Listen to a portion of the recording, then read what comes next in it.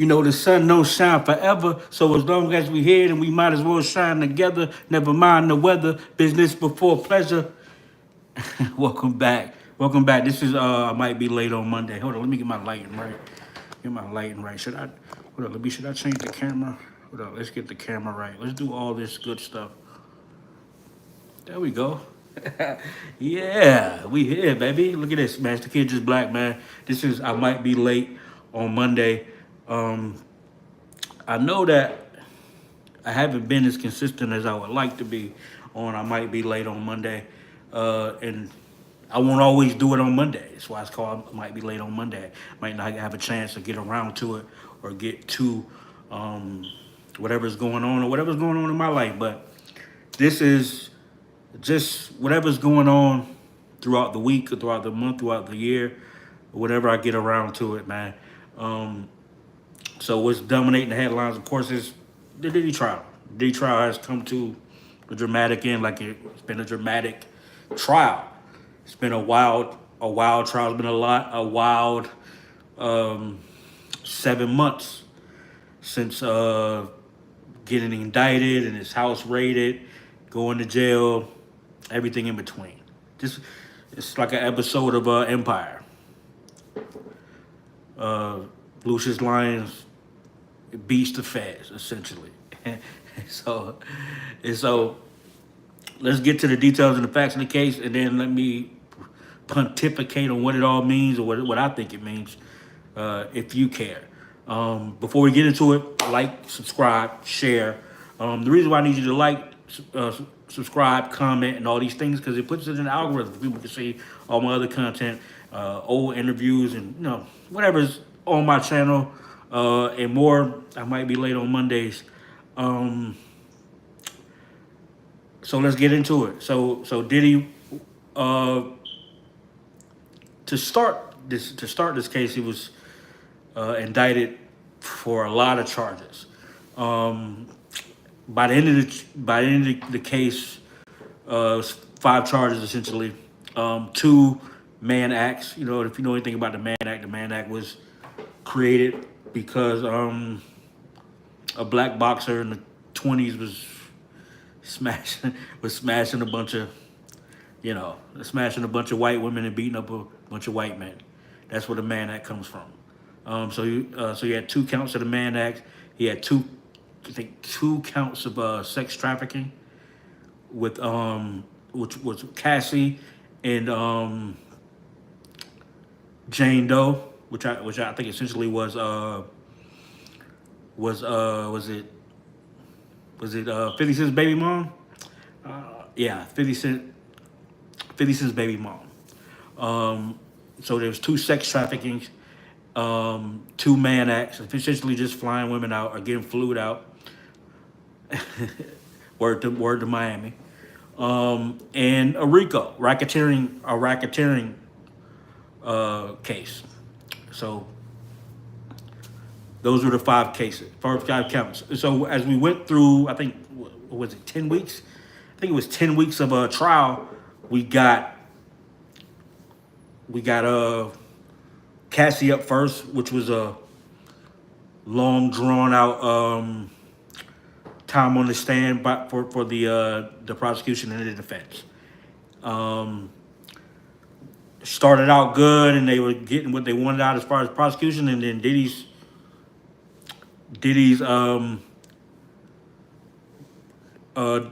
defense team basically went through the whole relationship aspect of Cassie and Diddy, which turned out to be very important to the entire case, because first of all, to be charged with racketeering and running, basically doing criminal activity using an criminal enterprise, using an enterprise to do criminal activity is the shortest, layman's terms way to put it. So you needed corroboration from Cassie, which is why she was important. And then as far as the sex trafficking, for her to be a victim of sex trafficking, you have to be coerced or moved across, move across lines, or made to have sex or do sex acts or do sex work under duress, coercion, or without her permission, essentially. Same with Jane Doe, 50 Cent's baby mom. So basically, the case hinged on these two facts, or these two women. And not to dig too deep into the case or to dive too deep into the case. Essentially, what the case ended up being is these women were in a relationship with Diddy and they were into freaky stuff, wild sex life, as opposed to coercion, or sex trafficking. Now, so here's why it's important, and here's why it's interesting to even have a conversation about, or to talk about, is because by the letter of the law, technically the cases were proven for sex trafficking, racketeering, Mann Act. These things were proven, but context matters. Context matters because in the course of the case, you hear the context of what the relationship between Diddy and Jane Doe was about. It was essentially a relationship. There's text messages, back and forth conversations about having freak offs. Cassie initiating the freak offs.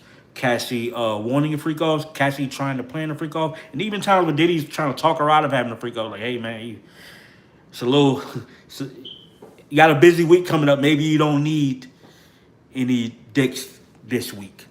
And so with this being said, it leans towards less of a victimhood, but and leans to a couple who is just into this type of sexual behavior. And that's important. That's important to add context to a case. And whether this person is rich, famous, made a bunch of hits, discovered Biggie Smalls, or worked at McDonald's, it's important that context is added to the law. In this case, especially when these cases, especially racketeering and sex trafficking, they carry life sentences at the most, federal time. And so it's important that you in your day in court, you get context on top of the actual law. Because the actual law, you got them dead to rights.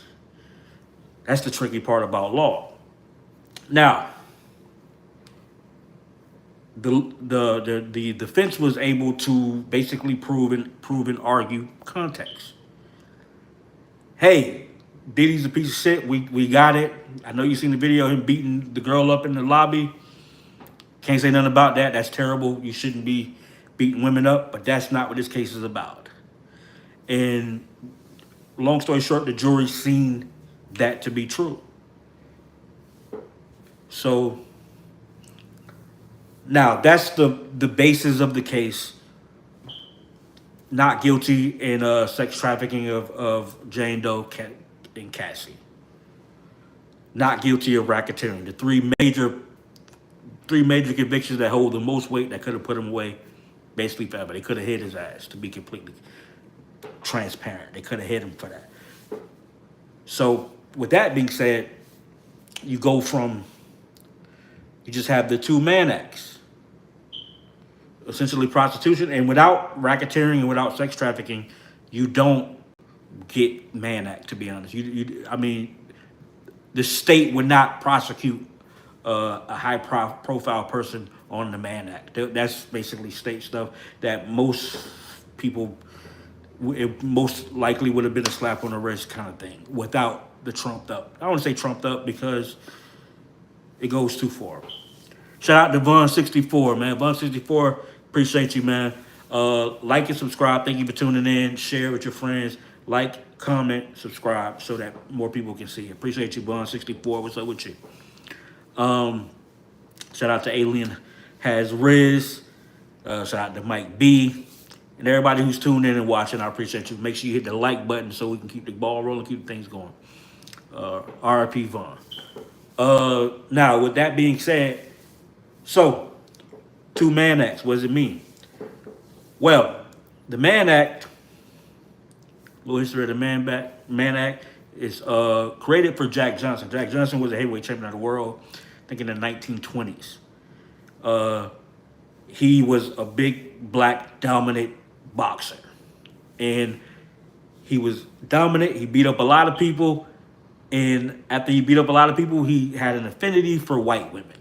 So he used to beat up white men, date white women, take them, travel with them, to have sex with them. So they created the Mann Act, which basically is taking a woman over county lines for debauchery or sex, or both, and which was a good way to, basically hem somebody up, because it's very gray, because debauchery can be anything.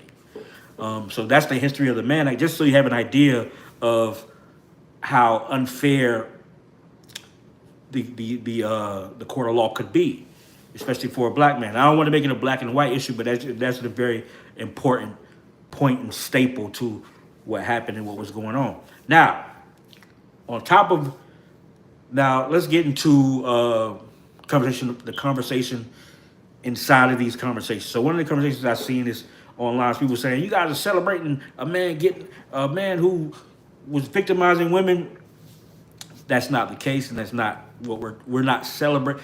I'm not celebrating some man getting set free or to beat being a terrible person to women. But it's important that we do celebrate and take note and notice to when the system is working in a way that is not designed to work, or at least it should not be designed to work. So sometimes the bad guys got to win so that we still have democracy, to be fair, to be honest. Just because Diddy's a terrible person by people's understanding or guesstimation of what it all means, that's not, the law isn't designed to be some boogeyman karmic issuer of fate.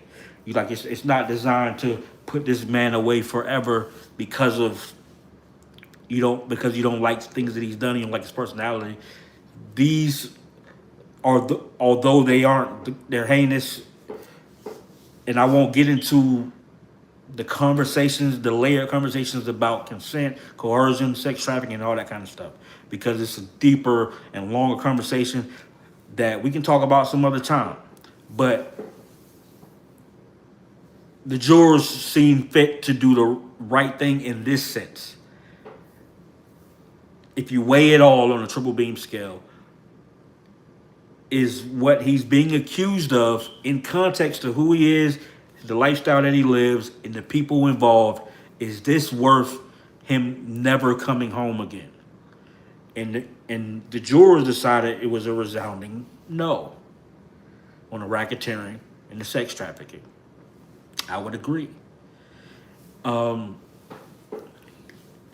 is not to, and I don't want to villainize Cassie or the other Jane Doe or any other women involved. But what I will say, and I'll leave it at this as far as the layered conversation about ethics and morals. I'm very leery and trepidatious to standing on some moral high ground without having any cognitive dissonance. The facts of the case, the details of the case shows 2 people, 3 people, multiple people being predatory in a predatory environment. And in the land that we live in, we're very transactional. What you can do for me, what I can do for you, what you can do for me, what I can do for you, what I can get from you, what I can get out of you, what I can control, what I can't control. So be careful what you're hunting, because what you're hunting may also be hunting you. And that's a lesson for anybody.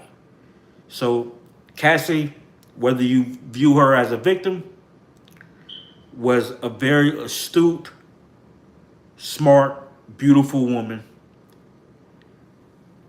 and was very aware of what it means to date rich, powerful men, and had a goal in mind in dating such rich, powerful men.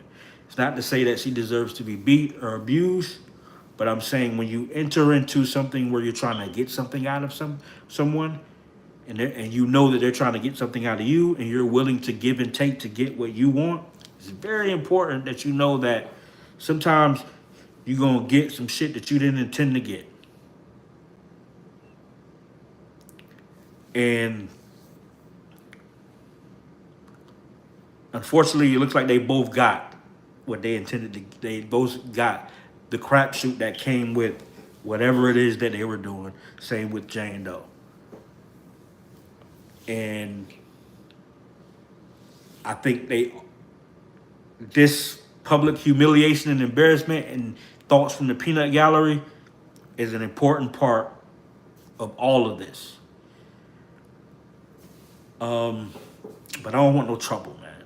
You know, I just think it's important that we understand that there's consequences on each end for whatever we do.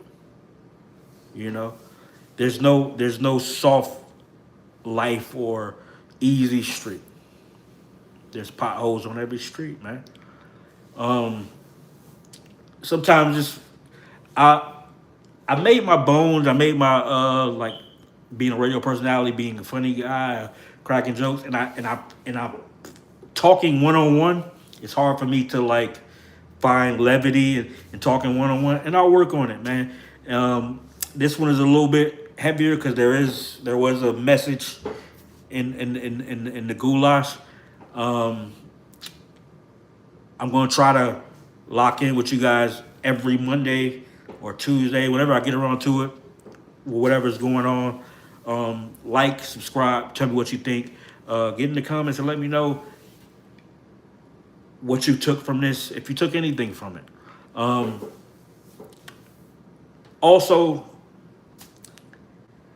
if we having frank talk, we 18 minutes in. Everybody who's tuned in, I appreciate you guys. Everybody who's shared, thank you guys for sharing. Thank you guys for watching. Thank you guys for liking. But with that being said,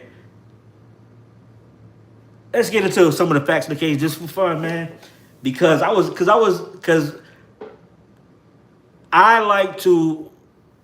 to have details of what's going on and not just like what social media is saying about it, right? So because if you're looking at the case, it was built on freak offs. That was the buzzword, like freak offs. So what's a freak off? So moving up. So for the last 10 months to a year, and this has been a conversation for years. The Diddy party. So everybody talking about the Diddy party. Is it? Oh man, and this happened at Diddy parties, and this is and then everybody's freaking off. And then so like the thing about this case is people think about life in general, especially on the internet, because the internet is not a real place. People don't care about what the truth is. They just care about like whatever the first thing they heard, people create their own narrative, the ideas or whatever they think is going on or is not going on, right? So the whispers and like the rumors and till this day and probably forever, what people consider a freak off is like homosexual activity and orgy. But towards the end of the case, they played some sections of the freak off, like 13 seconds, and by like a jurors came out and said they're pretty much tame. They're pretty much like just 1-on-1 or 2-on-1, just regular tame sex acts. So it wasn't like some orgy or like gay sex. And by all testimony, Diddy wasn't like engaging in anything like man on man or anything like that. The only thing that suspect that'll probably haunt him forever is when Cassie's testimony says when the Punisher finished, and we know what finish mean. When he did his finish, she took upon Diddy's request the other gentleman's man cream and massage it into Diddy's baby feeders. Uh, and that was, I don't kink shame. That ain't my thing. That's what you into. Do your thing, man. If you, so the conversation at the barbershop or anywhere I've been when we're talking about that is the conversation like, is that, like Lil Nas X? Is that Lil Nas X? Ish. But other than that, there wasn't any like intense like Diddy man on man thing. But forever, because that's always been the rumor anyway, but forever there will be this conversation about Diddy being suspect and the Diddy parties being some freaky thing, man on man, sell your soul thing, because that's been the story. Even though after everything had its day in court and the details have come out and people have seen the freak offs in court, people gonna have their own narrative, and no matter until from now until forever, Diddy's gonna be a suspect guy, even though there's really no real proof of that in this case, outside of the nipple thing, and you can debate if that's, or not. For me, I don't like my own man lotion on me, So even when I'm having a freak off by myself, I don't like to, I like to not get that on me. But to each his own. I don't kink shame. Take that. But other than that, I just wanted to touch on that. That had nothing to do with nothing. But I think it's funny how no matter, because even leading up to the Diddy case, before the case even started, I heard people like saying things, even though there's things that are public that you can see the charges and what he's being charged with, some of the evidence that may be presented, and people still made their own narrative. Like people like, oh man, he's with little kids or he's with men, and even though the case was never about any of that stuff, but people create their own narrative. They have limited knowledge of the law and don't care about what the truth is. That's why the internet can take things and take them and put them out there wherever they want to put them, far, far away. I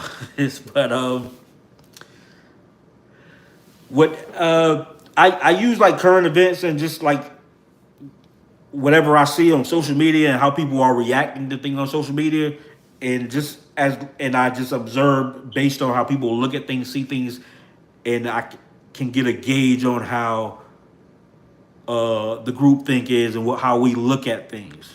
And this is no different. I think this is a great example of predator and prey, and prey and predator being one and the same. It also was a great example of what we as a culture find entertaining. Thirdly, it showed that people have no use for the facts. And that the media, social media, rumors can mold how we think, even when there's details that are contrary.